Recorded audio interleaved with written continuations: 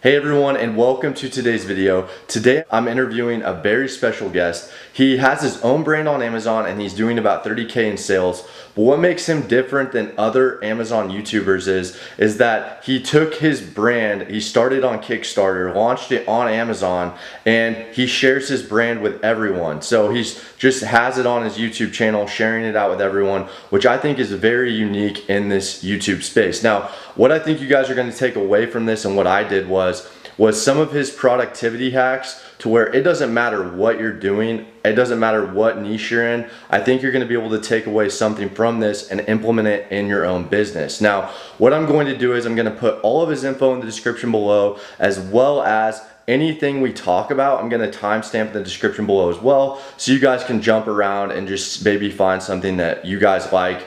That being said, guys, sit back, relax. I think you're going to take a lot away from this and enjoy. Hey everyone, thanks for watching today's video. I have a very special guest, Travis Marziani, and I'm just going to go ahead and let him introduce himself, and then we're going to go ahead and get into this. Hey, what's up? So my name's Travis. I have a YouTube channel and a podcast, but I guess my story starts, I was stuck in a soul-sucking corporate job. I ended up quitting that and then spending probably about 5 years struggling to make money online. I was traveling during the time, but still struggling until I finally realized that I needed to create a product, create something to sell that I'm passionate about. And so that is basically, that's how I created my first passion product. I call it Performance Nut Butter. And I've been working on this. Basically, after I launched that, I hit my financial freedom number. I started making enough money online, like passive quote unquote income, that I could start living my dream life. But anyways, I've been working on that for a little while. I try to work on it now 1 day a week and doing about 30K revenue, hoping to get to 100K revenue in the next few months.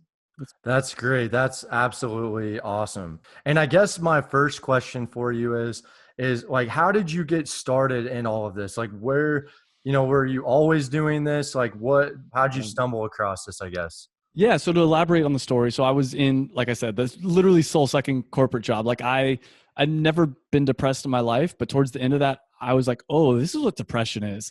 And it was terrible. And so I knew I wanted to quit that to start some kind of an online business.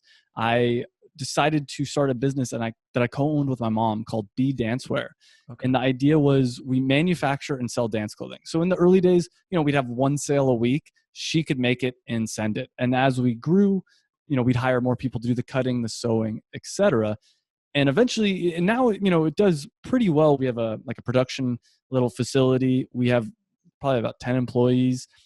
But the whole time, it was a struggle for me even to make money there. It wasn't until I realized, let's look at people that have been successful. I actually just did a video on this. I haven't released it yet. But let's look at people like Tim Ferriss, Steve Jobs, Phil Knight, the owner of Nike. How did they create a business? Well, first off, they weren't selling some BS product that they didn't believe in. They were selling something that they were super passionate about. Steve Jobs with Apple, Phil Knight, Nike. He was a track athlete, made shoes. Like he knew and loved the market. Tim Ferriss, in his book, he talked about his first product, which was Brain Quicken, which was like a nootropic, like a brain enhancement supplement. So all three of these people created something that we're truly passionate about. The next step was they pre-sold it. So they tested the market, which is I launched Performance Nut Butter as a Kickstarter first, just to test to see if people would want it. And then the last step for me now is, it's been selling it on Amazon. And I've only been selling it on Amazon, to be honest with you, since last November. What is that, like 9 months, 8 months? But almost right away, like when I launched it, it started doing really decent sized numbers. And right now I'm probably doing like 10K profit, 11, 12 or so per month on it. So it's not insane, but hey, 12K a month in profit is enough, especially when Amazon's handling fulfillment and everything. I can live a pretty good life, but I am looking to try to work on it 1 day a week, like seriously 1 day a week, and see how much I can increase that. Because to be honest, in the last 6 months, I've barely touched it. And it's been doing about 30K revenue a month, every month. So that's a long-winded answer. No, that's great. And I think it kind of answered a couple of my questions that I wanted to ask you. Now, one question I did want to ask you is like, what's your breakdown in terms of like, what's your percentage of sales on Amazon versus off of Amazon? And see, for you, this is really interesting because a lot of the people I work with, they use Amazon as their launch pad to launch their brand, and then they get off of Amazon. But you, on the other hand, you just put it on Amazon. I mean, it's been on Amazon a while now, Yeah. but I mean, so what's your, I guess, breakdown of sales? Funny enough, I'll stop with the plugs after this, but tomorrow I'm releasing like my income report video, like totally breaking it down. I think in July, my revenue was around 31,000 on Amazon and like 1,500 on Shopify. I've put no effort into Shopify. And part of that's because, imagine you struggling for 5 years, like trying to make money online in e-commerce. And all of a sudden, one day it's like, oh, you're making 10K a month just on this one company. That doesn't even include my YouTube channel and the dance clothing company. It's like I got lazy. Lazy is not even the right word, but I enjoyed the fact that I was at the top of the mountain for a little while. But now I'm hungry again. Now I want to see how far I can grow it. And so my goal is to get Shopify up to $30,000 revenue and Amazon up to 70,000 revenue at least. So yeah, that's the breakdown. I honestly just did on-page SEO for my Shopify site like a week, 2 weeks ago, last Tuesday. It was like the first time I did any of the basic on-page stuff. So it's got a lot of room to grow, and I got a lot of work to still do on it. And I think that's great too, that you can, it's like you're already doing all of this without even any of these tweaks, because I know some people, like, their listing's perfect, their offer, it's like, it's just something people just aren't interested in. And it's like, I think that's the thing that you really have and it's really interesting to me is that you have something, you tested the market before, and it's like, people want this. And I mean, when we first started talking, I mean, you sent your page over to me, and I'll have that in the description below, all that information. But I mean, it looks like a great product. Like, I want to buy it for my smoothies. So yeah, I mean, that's absolutely great. Yeah. Can I add something really quick to that? The reason I knew, well, I shouldn't say I knew, but the reason I thought this product would work is because I would buy it. And I think, and this isn't to belittle any of the other ways to make money online, but I think a lot of people are selling things online that they wouldn't themselves buy. So they're kind of taking a shot in the dark. And that works sometimes. That definitely works sometimes. Even with me in the dance clothing, that's what I wouldn't buy dance clothing, but I was selling it. But when all of a sudden I'm like, I would buy this product, how to make it. It's easier to make a great product. That's why I call it my passion product. But anyways, I'm sorry to interrupt. No. That's great. That's awesome. Now I want to go ahead and ask you something else right now. Now, do you have any outside help for your brand? Are you doing all of this yourself? Like, do you have a VA? Do you have a team? Like, what's that kind of infrastructure looking like right now? Yeah, I had one virtual assistant for the longest time, but I ended up hiring 2 others within like the last month or so, because for a number of different reasons. But I really do want to ramp up performance nut butter, and I love virtual assistants. I have them. My people are located in the Philippines. Found them on onlinejobs.ph, which is an amazing site, and it costs like $2 to $3 an hour, maybe like 3 to 4 on the higher end, but that's insane. By comparison, I hired someone in the United States, and they wanted 12. They weren't even happy with $12 an hour. They wanted $12 an hour, and they didn't even work as hard as my Filipino VA did. And I realized, like, why the hell am I going to, and they just weren't grateful for the work.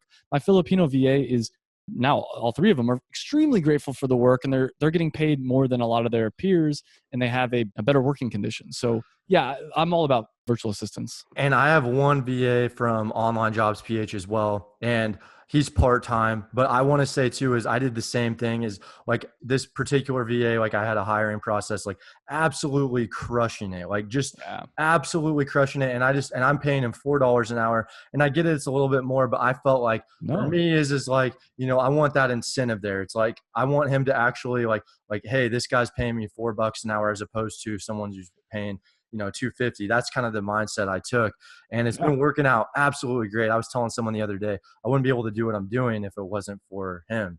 There's so much tedious work, like editing my videos. I do review them and like make sure, but editing the videos, that takes so much time. Going through all that. So much time. Yeah. Do you still edit yourself, or do you have a VA? No. I do everything. I outsource everything. Like, yeah. So I've got a video editor that's going to be going over this, and it's just, it's more of like a gig on gig basis, but I've been using him since I think like 400 subscribers. And, like you said, it's just something I don't want on my plate right now. And that kind of leads me into what I want to talk about next and it's like kind of outside of Amazon, but you seem like, I'm really fascinated by productive people, and like, what can I take away from them and apply it in my own business? And that's really like one of the main reasons why I started a YouTube channel, was the ability to just talk and interview people like you. And so I guess my thing is like, and we were kind of talking a little bit about this before the call, but like, do you have any, like, I know, like productivity hacks, I know, or like anything like that, that people like myself or someone watching this can take away and apply it in their own business to make them more efficient? Yeah, 100%. And I wish more people talked about this. I want to shout this from the rooftops, but, and we were talking, I'm going to give you the same thing we were talking about before as a tip is plan, like spend some time reviewing and planning. So every week spend what I personally do, and you know, this might be too much for some people. Every Monday, I think this is the most important thing you can do. I spend the first half of the Monday looking at the previous week and saying, what was the most important thing I did? What was one thing that would have made last week even better? And there's some other questions I ask myself as well. And those are very simple questions. And then if you see patterns, you say, hey, 3 weeks in a row, the most important thing I did was spend a day at the beach because that just rejuvenated me and I had so many ideas and I felt so good. Well, then, you know, you need to start spending 1 day a week at the beach, or you need to start, you know, relaxing more. And maybe it's not that. Maybe it's the number one thing you did was launch a new product on Amazon or some kind of whatever hack. And you review this data and you say, okay, that's great. Now let's plan this current week using that knowledge. And I think the big thing a lot of people, obviously the reviewing, but a lot of people miss is the planning. And once again, we were talking about this before the podcast, is that it's like going to war. Like entrepreneurship is like going to war. Now, obviously it's like playing war. It's a fun war. But could you imagine being in a war and one of the sides, all the generals were executed and they had no ability to plan? That side would lose every time. But yet that's how most entrepreneurs are. Most entrepreneurs are like, gotta hustle, gotta hustle. It's like, no, no, no. First, you have to figure out what you should be hustling at. Then you hustle. You know, yeah. Exactly. Like, it's not just about working hard. It's about working efficiently and Yeah. smart. And then you work hard once you have that system in place. And I mean, that's something like I do weekly planning. Like, I make weekly goals. I review those goals every morning. But something I feel like I'm not doing a good enough job is, and I kind of touched on this with you before the call, is I'm not digging deep enough. Like, there's always another layer like I can dig deeper on.